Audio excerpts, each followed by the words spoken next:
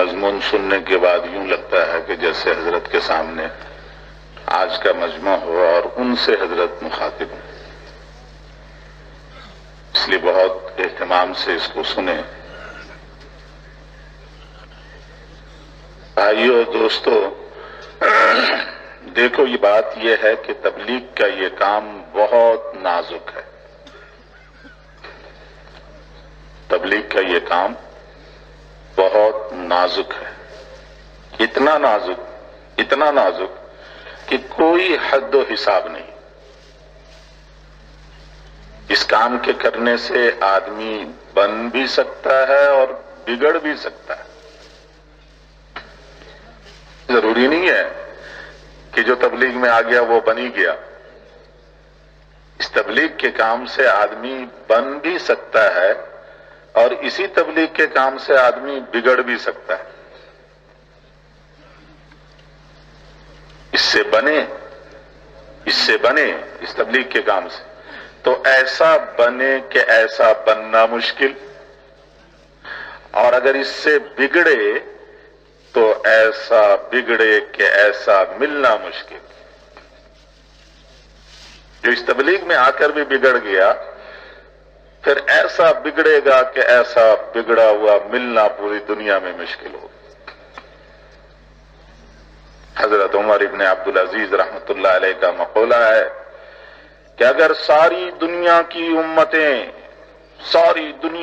امتیں جتنی اب تک آئی ہیں سب کی سب امتیں اپنے اپنے ظالم کو لا کر پیش کریں اور ہم حجاز کو پیش کریں تو ہمارا پلڑا بھاری ہو جائے گا۔ اس امت کا ایک ظالم ساری امتوں کے ظالموں کے مجموعے پہ بھاری ہے، اور اگر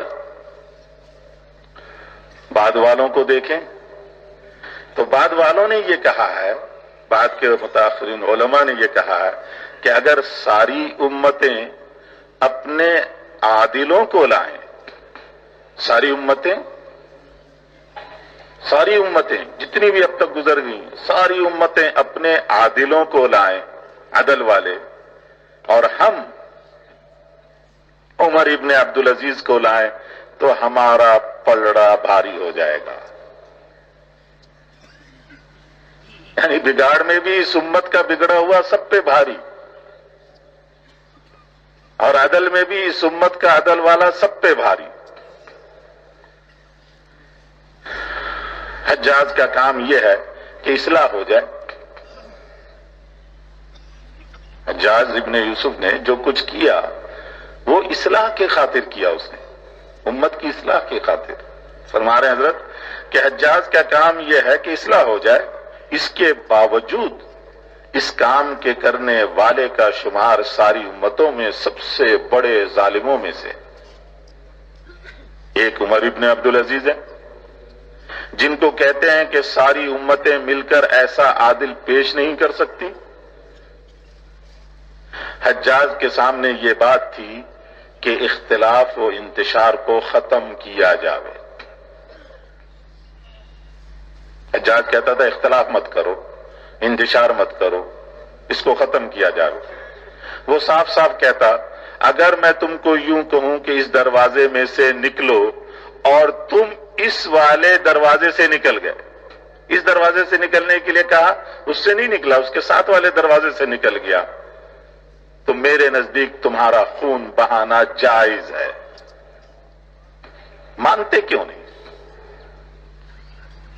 اس نے اس قانون یہ بنایا ہوا تھا جو نہ مانے اس کا سر پھوڑ دو بس۔ آج ہم دیکھیں حضرت کے ایک ایک جملے کو ہم اپنے اوپر دیکھتے چلے جائیں، ہم کیا کر رہے ہیں۔ حجاز کیا کہتا ہے؟ جو نہ مانے اس کا خون بہانا میرے نزدیک جائز ہے۔ مانتے کیوں نہیں؟ ہم بھی یہی کہتے ہیں جو نہیں مانتا ہمارا۔ اس کے باوجود کہ